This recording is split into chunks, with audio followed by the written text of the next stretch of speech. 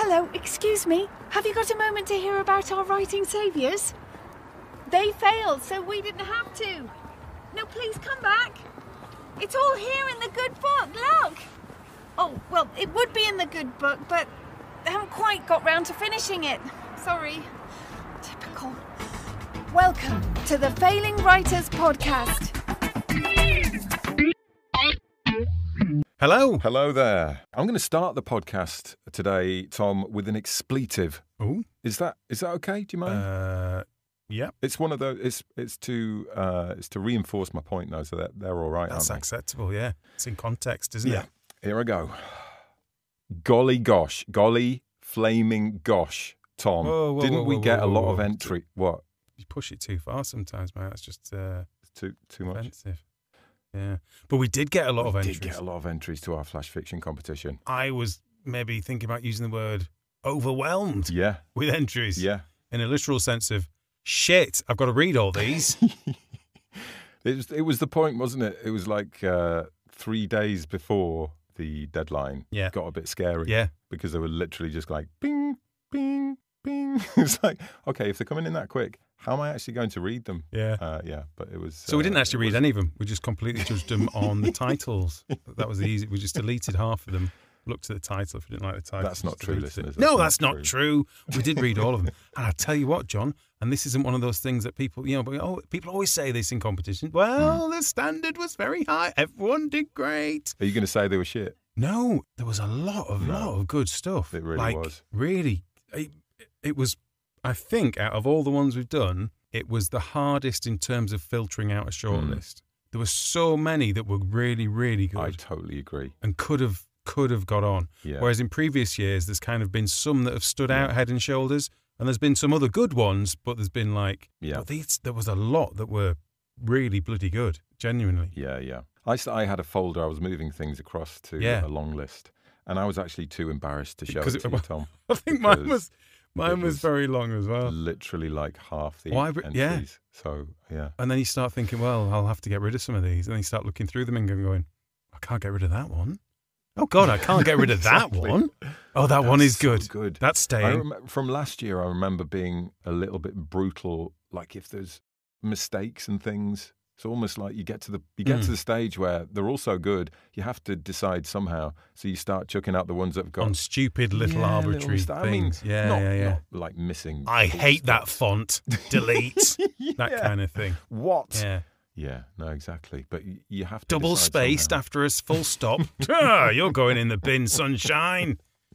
Exactly. Yeah. Tell you what we did get, John, at least we think we got, was I know what you're going to say, at least 2 AI-generated stories. I think so, for the first time. Very strong suspicion there. I think the 2, I mean, there may have been others that circumnavigated our excellent literary detection skills. But these seemed ChatGPT written wholesale rather than just like very helped with. Not really changed. Yeah, just kind of straight definitely. spewed out, weren't they? But I suppose, in fairness, it's a £500 competition, isn't it? If it's free to enter, why would you not? Do you know what I mean? I mean, I'm not encouraging people, but I can see why people thought, I might as well. Screw it. I can't write. I've never written anything in my life. Happen? I'll just whack it in here and see. An email's free. Yeah. Screw it. Maybe. But it was interesting, wasn't it, in the state of where we are. And obviously with speaking to Andy Stanton next week about his book that involves AI and ChatGPT. Yes. It just seemed very... Controversially, Andy Stanton has written an adult book using ChatGPT, which we have mentioned on the podcast before, but we are going to have a chat with him next week. Yeah. I was thinking, do you think we should charge a tiny amount in the future just to prevent people entering just for the hell of it? I was thinking, honestly, I was thinking £2 that. or something. That would stop people bothering. I think, maybe, or a donation to charity. I don't know. I don't know how we do it. I don't know how we do it, but we need to do something, wouldn't we? Where there's some little barrier to entry because I think by this time next year we may be. Well, that's true. Yeah. But thankfully, there are only a couple of them, we reckon, so that's a relief. Yeah. I mean, I'm assuming that. Do you know what was really heartening as well? What? A lot of the people that sent stuff in, that wrote us a little message on sending it in, of people saying, God, yeah. I've not been writing for 30 years and this has got me to do it, or inspired me to actually get off my backside and do something. And long-time listeners like Jen Young emailed us saying, "Oh, I've not really been doing what I want, but I've done this," and it was just great to catch up with some of them and to find out that we're kind of doing some good in the world, John. Maybe helping, maybe a little bit. A little bit in places. Was really lovely, wasn't it? It was lovely. It almost made doing this podcast worthwhile. Yeah. Yeah. No, it was great. Thank you, everybody. Thank you for sending them in, and thank you for your little notes as well. We had some funny little notes. We did. My favourite was I can't remember this. I probably shouldn't say who it is in case it is embarrassing and not intentional. On the bottom of their email, like people have the little disclaimers or something like that, or if this has reached you by mistake, please delete and stuff like that. This just said, "Here's my entry. Blah blah blah blah blah. Please let me know if you don't receive this email." It's got to be a joke, hasn't it? I don't know. It's either hilarious or hilarious. Yeah. Was that like a standard payoff, do you think? I don't know. On the bottom of the email, or was that just I'm thinking about using it on all my emails now. So yeah, it's really good. I like it. But no, thank you. We literally had hundreds and hundreds of entries. So thank you to everyone that's taken time to enter. Yeah, thank you, people. Hey, do you know who we should thank now? Who? Tommy, we've thanked the people who have entered. I think we should thank our sponsor, Scrivener. I think we've got a little advert for them. Let's hear it. Trouble is with you, Tom, you're just not with it. Oh, and you are you? Yeah, totes. You know how up to the minute with all the best shizzle I am. No. I've just been writing on my scriv. You can't call it that. No one calls it that. It's Scrivener. And everyone who knows anything about writing software already uses it. Yeah, well, I've just been banging out some Goondelicks on the scriv. Wait, what? Goondelicks? Yes, what the cool kids are calling word count these days. Get with it, man. Gonna unflink my Wissy Banks and chimmel my Brincasters. On your scriv, yeah? Yeah. Oh, jeez, just stop it. All right. Don't have a hubby chunk. A what? Scriv gets 20 Urkels doof by getting the Heidi flop failing at Snafflefink and poppop.com. That's literatureandlatte.com. That's what I said. 20% off using the code failing. That is literally what I said. No, it's really not. God, you're such a shivlipplelumpus. Tell them about the 30-day free trial too. Oh yeah, and there's a 30 spinkle sum. Properly. There's a 30-day free trial too. Thank you. Chumbuncher. What do you call me? Yeah, huge thanks to Scrivener for helping us out again this year. It does make a difference, and obviously means we can put a decent prize pot to attract lots of dodgy people to send in AI generated content for us to slog through to get to the real stories. That's great. Yeah. I suppose we should wrap it up. Oh no, we should probably we should probably mention the winners and stuff and things, should we? Probably. Yeah. Well, should we get Kathy in? Should we get our judge in? Yeah, let's have a chat with Kathy Hoyle and see who's bloody won.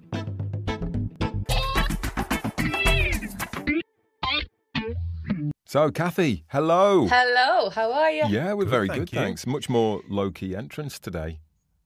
Yeah, no Canon today. It does take its toll, doesn't it, after a while? Too many shots out with Canon. It can be too much. It's a long recovery time, I have to say. Yeah. Gentle stroll in today. Very traditional entry through the door. Very good, very good. Hey, Kathy, before we say anything else, congratulations on your latest shortlisting. Oh, yeah. For Oxford Flash Fiction Prize. Oh, thank you very much. You're just a machine, aren't you? Machine. Actually, that's a funny one because I've never been able to enter it before because I was a reader for the previous competitions. Right. And I stepped down from reading and I thought, yeah, let's just throw my own hat in the ring. I don't know the other readers. They change them all the time. And so it's the first time I've been able to enter it. So to be shortlisted is really, really nice. Yeah, I'm really delighted. It feels a little bit unfair. Like maybe you should just stand aside for a while. Do you know what I mean? Give some other people a chance for a change. I will.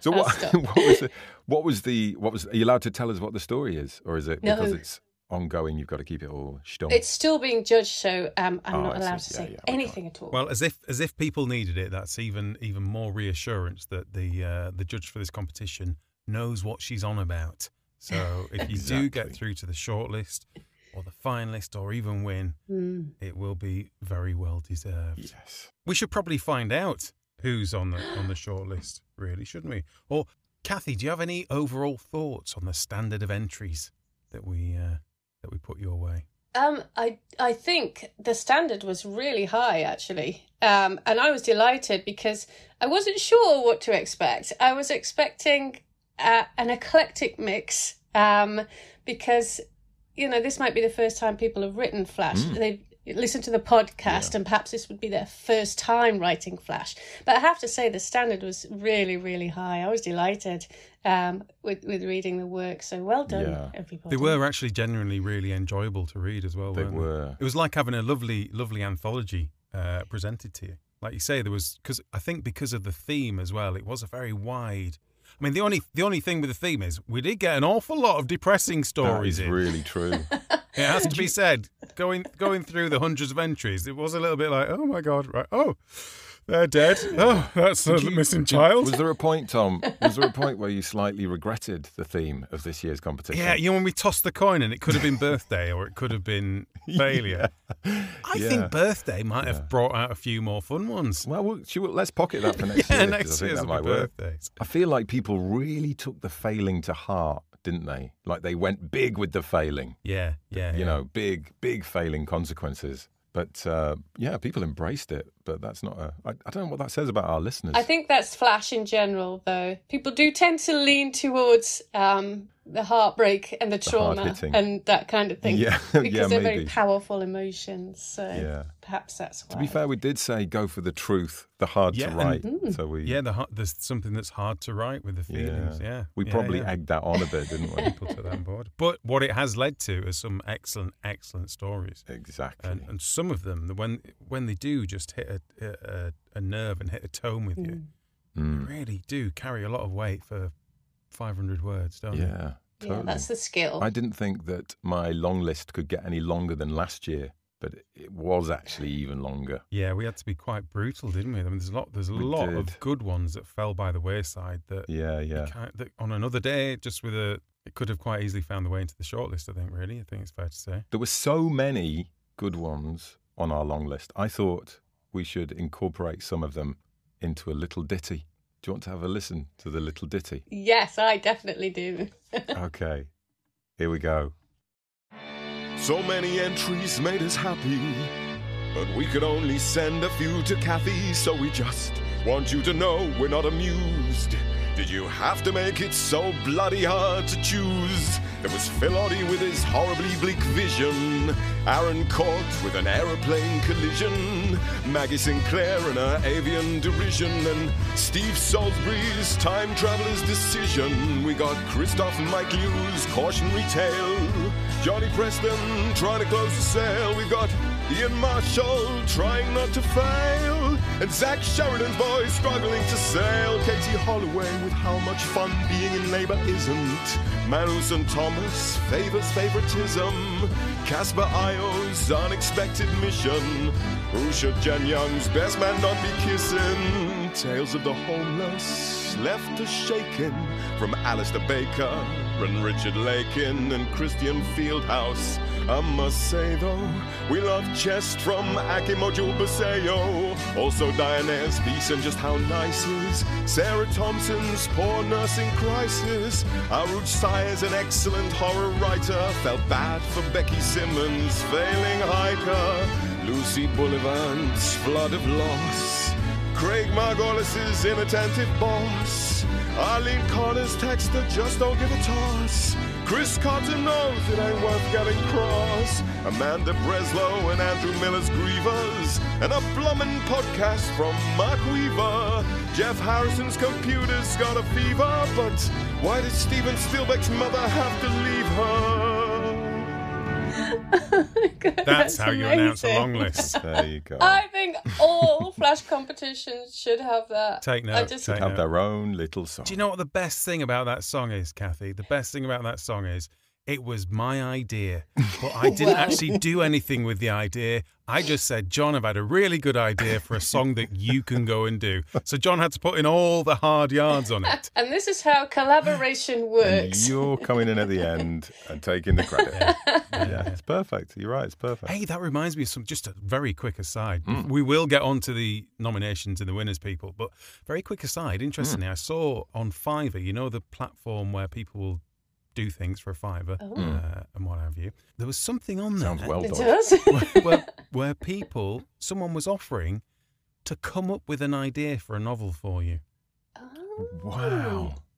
And what were they charging a $5? For the basic idea, yes, or they could give you an outline for a lot more.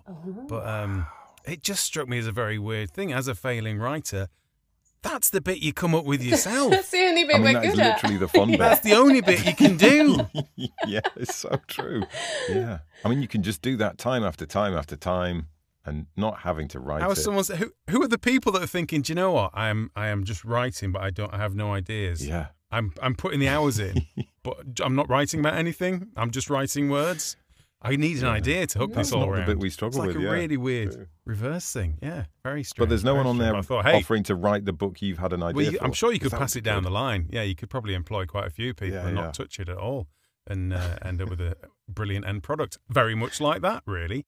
I had a little idea that you took with him, and that was fantastic, John. Thanks very much. And well done to everyone that was mentioned in there. But I want to reiterate, that is not our exhaustive long list. No, I was just going to say, that's the scary thing. We had a lot more on there. You can double that and add a few, can't you, for the ones that... But I wouldn't let John do a 3-chorus song, so... I was going to say, that would be a lengthy ballad. That was banned quite early on, wasn't it? Those will be released in the musical, the full musical, that will be taken to Broadway. Long list, the musical. On. I like it, actually. That could work. Yeah, could work. There you go. You get £5 for that idea, if anyone wants it. Sell it on Fiverr. Look at us waffling on when people will be sat there going, this is all very, very entertaining stuff, people.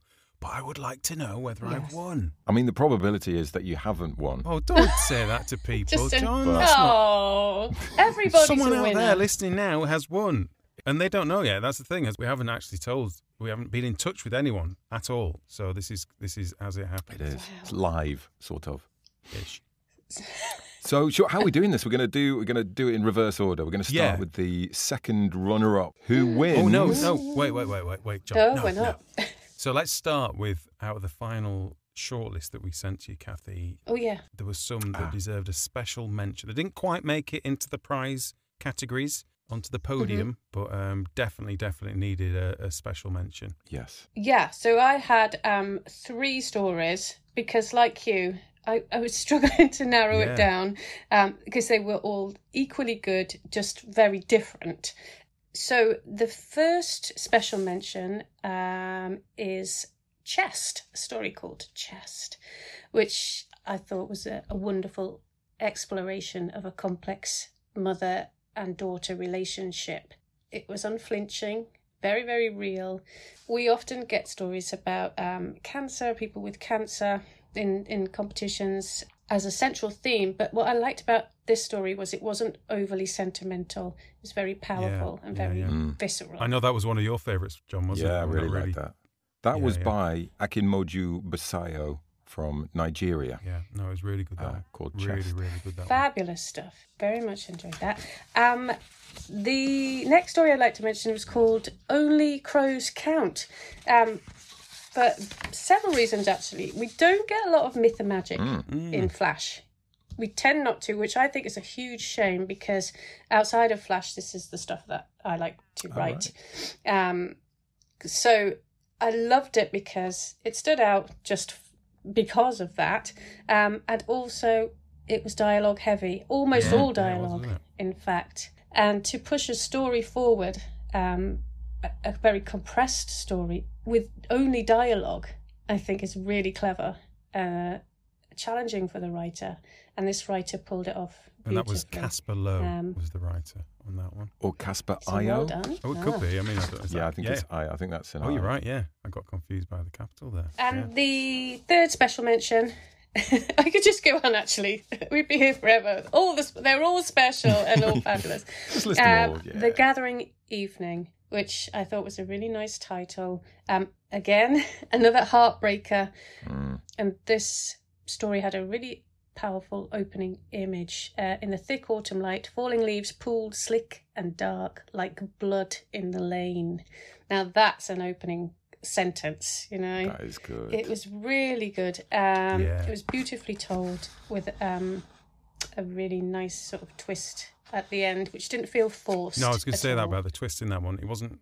It's difficult to call it a twist, isn't it? Because it just felt like it was a slightly blindsided, obvious direction. You felt it was coming. So it wasn't a twist in like, oh my God, I can't believe that happened. But it wasn't. It was very almost nice like to be confirmed. Right, yes. Yeah, of course. That's that nicely one. Subtle. Yes. Yeah, no, it's really, really nice, that one, yeah. That was by Stephen Stillbeck from the UK. So those three, well done, guys. That's brilliant. I say well done. You don't win anything. You've got your name read out and someone said still well nice done. though, isn't it? Isn't that? That's probably the best bit. Better than nothing, isn't it? Yeah. Isn't it? That's what you want to bit hear. of a... You can puff out your chest with hearing that, for sure. Maybe on a future episode we'll get a chance to share those stories in full. I think we should. John, that definitely. would be a nice thing to do, might it? So, now it's time to move on to the winners, the actual winners. Exciting. Now, you've picked a first place, yes, a runner-up, yes, and a second runner-up. Yes. So let's start with the bronze medal, the second runner-up. Who wins a copy of Scrivener and some exclusive limited edition Failing Writers merch, which possibly is even... that's bigger than the £500, to be fair. Get that on eBay. It really is. Well, congratulations to the writer of Firing Bibby, which I thought was wonderful. And that's Jay Mackenzie who wrote that. Who typed his name incorrectly the first time he sent it. So he says in the email, you can call me either Jay or Hat, whichever you prefer. I take my hat off to you. Mackenzie. Well done. This one stood out because humour is, again, we don't see that much of it in Flash. It's hard to pull off humour, I have to say. I love this one. Again, in this short space of time. But it was really vividly written. I felt like, because they used the podcast as a kind of a springboard, if excuse the pun, because it is about being fired out of a cannon. I thought that was clever. And I also think, am I Great Aunt Bibby? Because it's about an elderly woman being fired out of a cannon. So I wonder if you were visualising your auntie being shot. Myself. Oh, that's nice. It was also just such a lovely bit of light relief in a sea of quite heavy stuff, wasn't it? Yeah. Well, let's have a listen to it. Oh, yes, please. Firing Bibby by Jay Mackenzie. It's amazing how far a pensioner can go when fired from a cannon. I'm sorry, I haven't got time, we all said, when Great Aunt Bibby asked us to break her out of St. Cream for the charity cannon caper. Yet, here we are.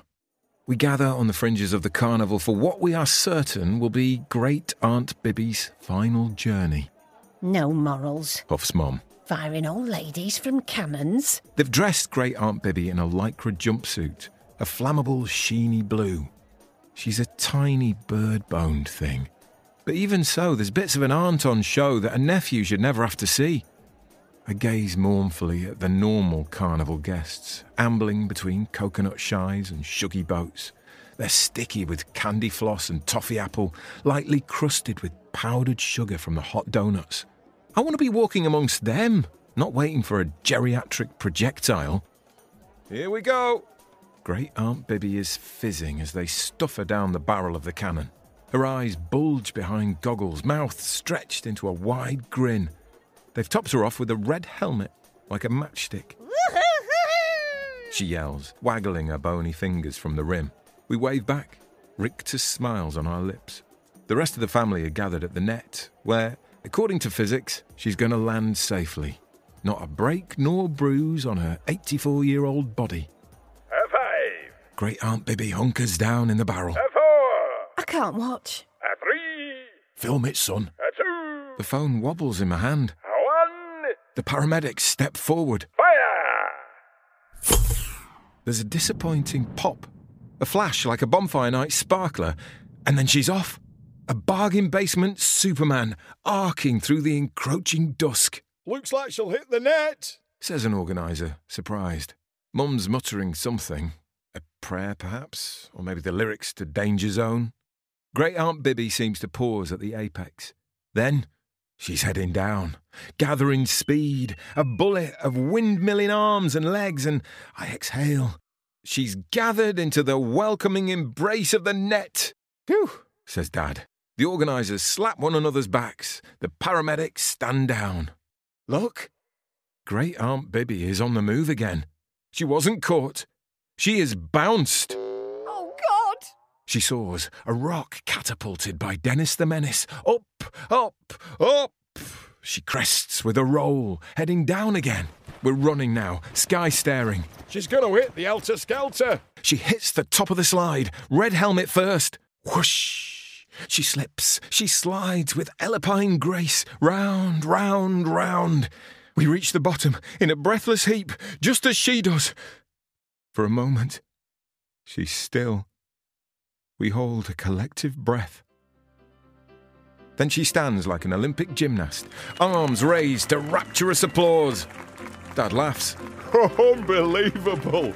Oh, good job you filmed that. As Great Aunt Bibby is lifted to their shoulders, I take out my phone. The screen is blank. Crap. So that was Firing Bibby, our third place from Hat Mackenzie. Maybe you should have that, you know, people have like a nickname, middle name. It should be like Jay the Hat Mackenzie. Like a gangster. That's what we're calling you now, Jay. That's your name. That's your gangster name. There's one other little thing I wanted to say about that piece. I really like the payoff at the end, but partly because, I don't know if I'm reading too much into this, but there's something very sort of the moment, something very contemporary and relevant about the idea that things are only worth doing if they make good social media content. Yeah, I mean? It's like, we all felt really disappointed hearing that last bit. Yeah. But there's something to be questioned about that as well, isn't there? It's like just the idea that that's even in there and that should be the payoff. There's something weirdly upsetting about that. I thought it was really good for that reason, as well as being a good payoff. Yeah, anyway, I did too. Just thought I'd say that. It was just thoroughly enjoyable from start to finish. It was. Now, Kathy, you said between first place and second place there was not a lot to pick between them, and you had some sleepless nights. I did it so much with these two, and I did. I have to say they were both technically very, very good stories. In the end, I mean, both of them, we were talking about writing with truth and making the writer feel something, and both of them did exactly that. And so, to be honest, it was a subjective preference in the end, because I just thought I'm just going to go with my own heart, which one appeals to me more. But technically, I think they were of equal brilliance. So who's getting second place? Who's first loser? I'd like to call it my first runner-up with a brilliant story. A dream is a wish your heart makes. And that's by Lucy Bullivant from the UK. Well done, Lucy. Fabulous. A Dream is a Wish Your Heart Makes by Lucy Bullivant. Your mother claps her hands once and, with eyes closed tight, blows out the rainbow of candles on the cake she made for herself. A grey smoke screen swirls between your parents. Have a piece, she says, hands scanning for a knife as your father is making motions to go. I'm sorry, I don't have time, he says. Your father leaves. This is the last time you see him. You can't hear the door close behind him over the retching and the splat and slap as your mother throws up her heart onto the cold, black granite. It looks like a still-bald baby bird. It barely beats.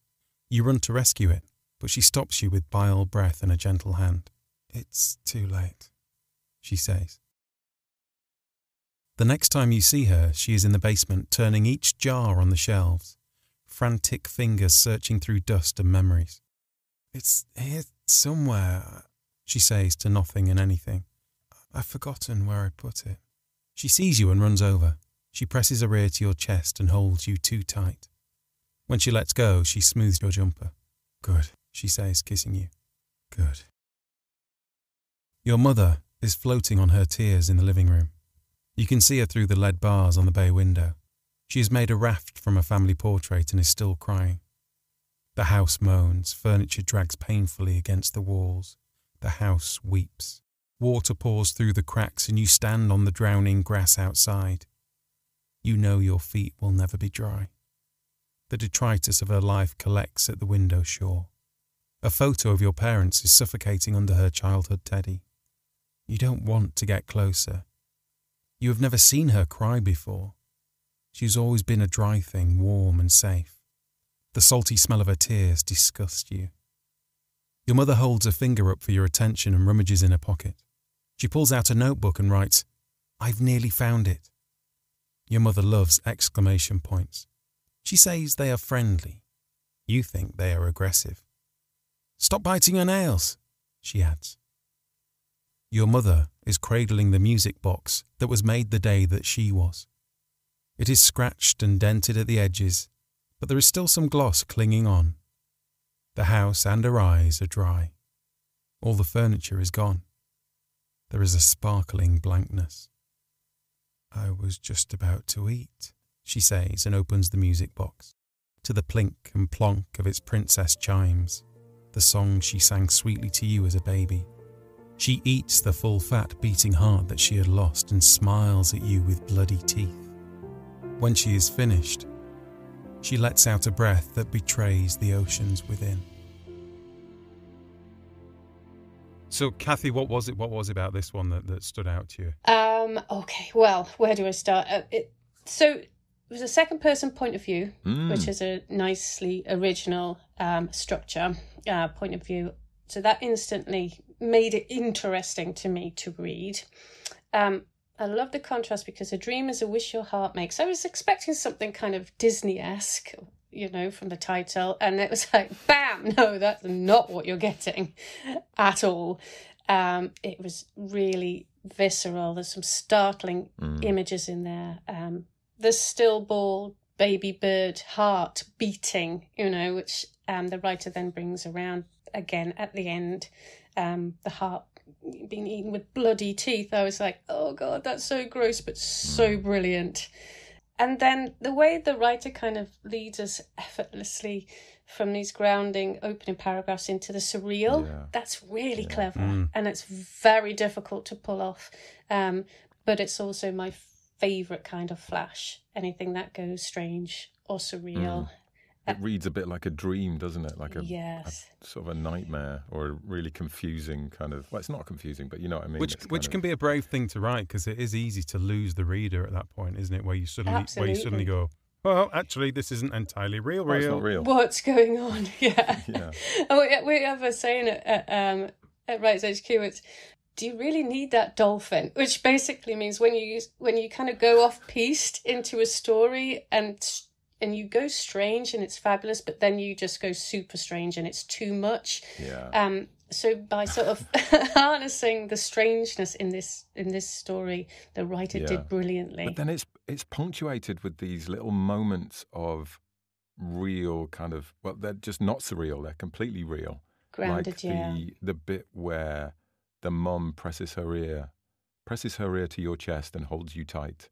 When she lets go, she smooths your jumper. Good, she says, kissing you. Good. Little moments like that are so brilliant. And there's some brilliant use of I guess layered metaphor, isn't there? Where, water pours through the cracks and you stand on the drowning grass outside. You know your feet will never be dry. That's a line I've underlined it myself, actually. And the detritus of her life collects at the window shore. That's a beautiful way of using language, a window shore. I mean, that's just so unusual. Really wonderful stuff in there.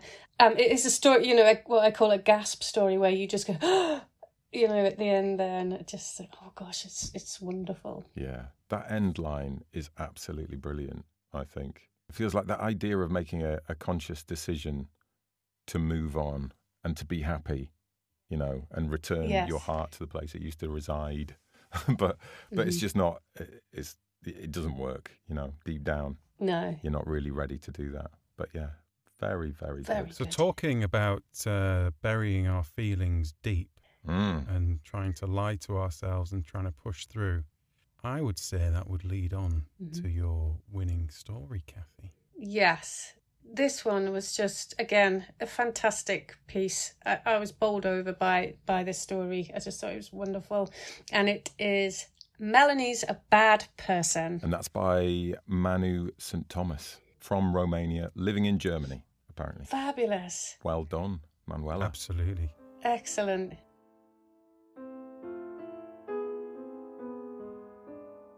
Melanie's a Bad Person by Manu St. Thomas. She lies to her daughter when the girl asks, Do you love me less now that you have Miriam? I love you both just as much, she says, and squeezes Anjali and strokes her hair. It's sleek, like black satin, and thick, so much thicker than her frayed, milky curls. Melanie's a bad person, and that is a fact, and every enzyme, cell, and nerve in her body vibrates to the frequency of this information. Anjali must feel it too. The girl pulls from Melanie's embrace and goes outside with her watering can, her purple flip-flops clapping on the tiles. Melanie's a bad person who never thought she'd have her own child because Sam couldn't. So they'd agreed to adopt and went to India, where they found Anjali, who in her 5 years of being an orphan had shaped herself into a gracious, lovable creature ready to be taken home. Now, as Melanie watches her watering the marigolds, she's shocked to tears by an unbearable surge of raw pity for this poor human Sam and her brought from an orphanage into a crumbling marriage, burdening her small shoulders with all their hopes of salvation. Melanie's a bad person, and the guilt is hot in her throat. They used to water the flowers together. When she got married again, she made a marigold crown for Anjali, and it shone like a froth of embers in her inky hair. And now a warm bundle sliced from her own flesh, with milk breath and vanilla locks, sleeps in the bedroom. And Melanie remembers, as if she just overcame a fever dream, that not only did she stop watering the marigolds with Anjali, but she stopped baking oatmeal cookies with her, stopped checking her homework. Sorry, I haven't got time now, she said every time. Sorry, I haven't got time now, she said this morning when Anjali asked her about their trip to the bookstore. What day is it today? It's the 9th. It's her birthday. Yes, Melanie's a bad person, and the realization that she forgot her daughter's birthday seals the moral verdict like a branding iron. But maybe Melanie can try to be a good person, or at least fake it until she makes herself into the nurturing mother of 2 equal daughters, zealous and intentional with her affection. She can work on love, like rubbing twig flesh into smoke, for the sake of this gentle girl who still tends to the flowers with resigned diligence, who still bears the guilt of not having been the solution to all problems, who dreamt of a wonderful mother and had gotten her instead. She can start today. Take Anjali to the cake shop, where they sell those pink eclairs she likes. Buy her a book. Ask her about school. She can go water the marigolds. The baby monitor bursts into a crackling wail, splintering Melanie's thoughts like lightning in a forest. She'll go check on Miriam first, only for a minute. What about that, eh? 500 quid says that's a good story. That? What an amazing opening line. Just amazing. We open smack on the conflict. Yeah. She lies to her daughter. I mean, that's just establishing everything. It is. And what's interesting about that lie as well, it's not a cruel lie, is it? It's actually kind of a kind lie. Yeah. But it makes it even more heartbreaking. And it does so much work, that first line. It just sets everything up. I hated this story. Yeah. Is it because it made you cry? Yeah, because it's yeah. You know, we were talking about previously and in the initial podcast episode we did about that kind of the finding that truth and writing something that hurts to write and this is it. It's because it puts you in that position as you start doing the mental gymnastics yourself, because it's easy just to go, well, that's not but deal with it. And you think, well, what would you do? Like if that's your core belief, but you know it shouldn't be, but you can't help it. Yeah. There's just it's exposing the truth of yourself, or in this case the character's self, exposing that dark truth is the thing that kind of knocks you sideways as a reader. But my heart really ached for Anjali, the little girl in this. I just thought, oh no.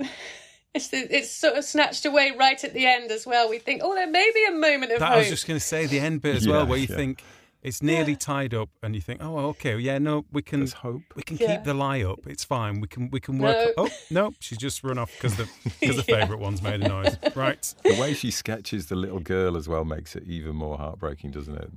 The little. You end up with a really clear picture of it in your head. It's just the little bit where she goes outside with a watering can. Yes. Her purple flip-flops clapping on the tiles. Gorgeous. It's so brilliant.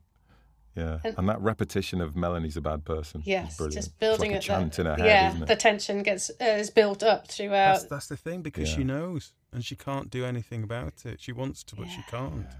It's just who. It's a soul. It's who. It does give you the shivers when you listen and hear, read that story. It was deeply moving and a beautiful read. I thought it was absolutely stunning. Yeah, really good. It's interesting. The narrator voice is interesting there as well, because the narrator obviously has access to Melanie's head in real time, if you know what I mean. Mm-hmm. It's like she's sort of commentating. She's like a psychic commentator. Yes, But yeah, she's sort of getting right to the heart of the voice, if you like, is getting to the heart of how she feels. So it's almost like you're hearing her speak, but you're not. It's very clever, very cleverly done. Yeah, like this close third person. Yeah, really, really interesting structure. I thought it was really good. Really, really good. In fact, I did think overall the selection of stories was fabulous. So everyone who wrote for the competition should be really proud of themselves, definitely. I think. Oh, and generally, like we said as well, there was tens of others that were on the cusp that could have, that might have done, and it was hugely impressive. Really was. Well done, everybody, and thank you so much for sending them in. They were genuinely a joy to read. Yeah. And thank you, Kathy, for helping us out and being a qualified, competent judge. You're very welcome. Yeah. Out of the three of us, you have been a joy to hang out with. It's been great hanging out with you guys, and I'm sure lots of Flash writers now be hanging out with you more often. Now we know about you. That's the end then of another year's Flash Fiction competition on the podcast. What fun that was indeed. And particularly for the person that won £500, I would imagine. Yeah, we will need to have a chat with them, won't we, at some point? But I think... try and catch up with them and see what was going on in their we've got a crazy, twisted mind. We've got a proper packed schedule, haven't we? So I don't know where that's going to go, but maybe... maybe a Christmas special, and we'll just have a lovely callback, and we'll all reminisce and remember fondly. Do you remember when we did the Flash Fiction? Oh, I do, yeah. Let's have a chat with the winner. I don't know. We'll squeeze it in when we can. Yeah, we'll definitely squeeze it in, because we need to hear the other. We've got the other stories to hear as well. It seems ridiculous not to share some of them, because they were brilliant. All right. Well, let's do that. Right. Is there anything else to say, Tom? No, there isn't really. Other than do join us next week. Yeah. And like we said, we're going to be speaking to Andy Stanton about using AI to write books, which sounds like a terrible thing. But is it a terrible thing? It might not be a terrible thing. It sounded a bit like you were encouraging that. Like, we're going to show you how to do it, how to write great prompts.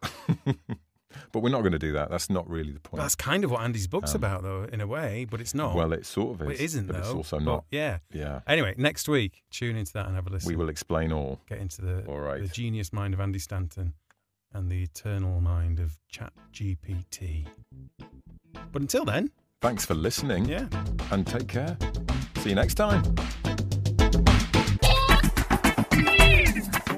Hello.